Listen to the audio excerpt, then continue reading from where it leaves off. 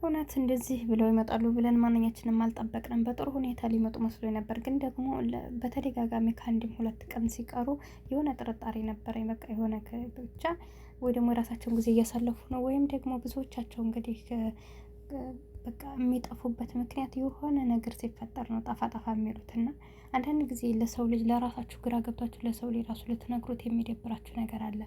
በዛ ላይ ደግሞ ተመልካችሁ የሚሆን በዙሪያችሁ ያለ ሰው የእናንተን ደስታ የሚጥር ሰው የእናንተን ደስታ ማየት የሚፈልግ ሰው ሲኖር በቃ ነገሮች ሲበላሹባችሁ ለመናገር ራሱ ወይ ስለሚደብራችሁ ከዛ አንጻር እንግዲህ የእነሱን ፊት መቶ ላለማየት የሚደብራቸው ነገር ስለሚኖር ይቀራሉ ለአንድ ቀን ለሁለት ቀን። ከዛም አማራጭ ስለሌላቸው ወይም ደግሞ ጠፍተው መቅረት ስለሌለባቸው እውነታውን ለማውጣት ይመጣሉ ማለት ነው። እና ሄሉሻ እንግዲህ በዚህ መልኩ እንደምትመለከቷቸው ሰው እየተዋደደ ለምን መለየትን ይመርጣል?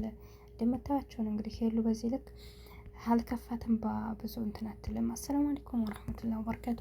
ውድና የተከበራችሁ ቻናል ቤተሰቦች እንዴት ናችሁ? ደህና ናችሁ? እኔ ያለው አልሐምዱሊላህ።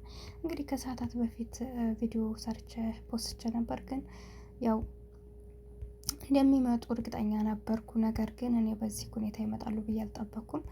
በጥሩ ሁኔታ እንግዲህ እያሳለፉ ጊዜያቸውን አሁን ላይ ደግሞ ራሳቸውን ትሬት ካደረጉ በኋላ ወደኛ ጥሩ ነገር ይዘው ይመጣሉ ብለን ነበር፣ ግን እየተዋደርና በሱም በእኔም አንዳንድ ነገሮች ነበሩና በዛ ምክንያት መለያየት መርጠናል። መልካም ህይወት። አሁን ይሄ እኮ ለሰው ላይ መለየት መፍትሄ አይሆንም፣ በተለይ የሚዋደር ሰው ማለት ነው። ምናልባት ይህን ቦታና ይሄ ነገር ደርሶባችሁ የማያውቅ ከሆነ ምንም ላይመስላችሁ ይችላል። ነገር ግን እየተዋደዳችሁ ተለያይታችሁ የምታውቁ ሰዎች ካላችሁ ስሜቱ እናንተ ጋር ይገባችኋል ማለት ነው። እና እየተዋደዱ መለየት ማለት በጣም ዋጋ ያስከፍላል። ለዛሬው መለየታችሁ ብቻ አይደለም፣ የእውነቴ ነው የምነግራችሁ።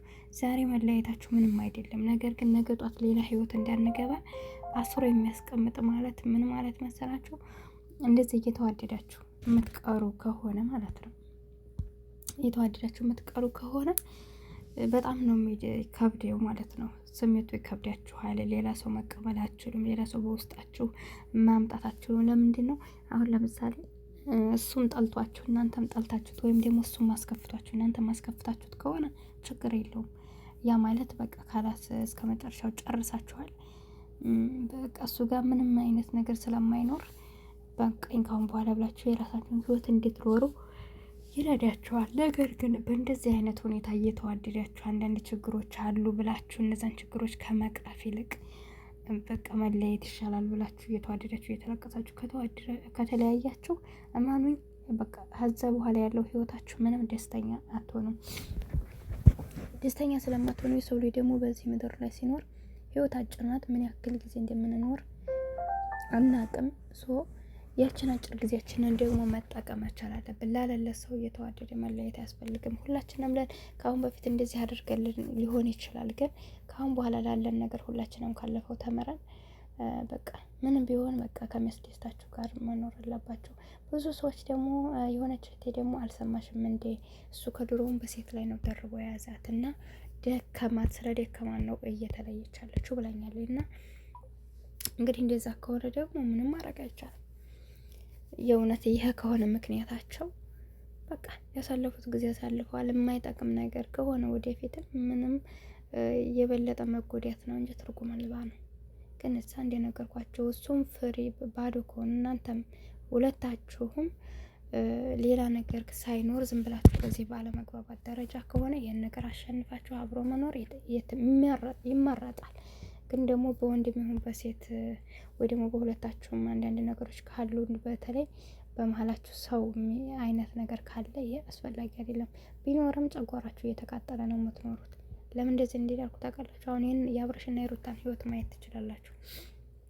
የእነሱ ህይወት አሁን የኔ ህይወት ነው ብዬ ራሱ እስከማስብ በጣም ነው እንትን የሚለኝና በእርግጥ ተለያየን ብለዋል። ያው አጠቃላይ እንትን ባይሉም ሩታ ያው አፈልግም ቢሆንም ግን በዚህ ልክ አሁን ቤተሰብ ራሱ እንደው ተመልካቸኛ ጓደኞቹ እሱ ወንድም እህት በጣም እየፈረደባቸው ነውና እንደዚህ አይነት ህይወት ከመኖር ደግሞ መለየት ይሻላል።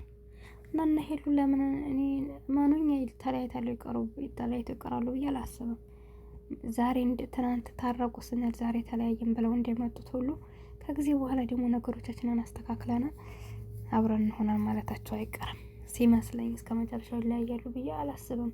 እንዲሁም ደግሞ ሳስብ እየተላቀሱ እንደዛ ብለው ሳያቸው ደግሞ እኔ በቃ ግራ ገብቶኛል። እና እንደኔ ግራ የገባችሁ ሰዎች ካላችሁ እስኪ ኮመንት ላይ ያስቀምጡልኝ። ሰምታችኋል።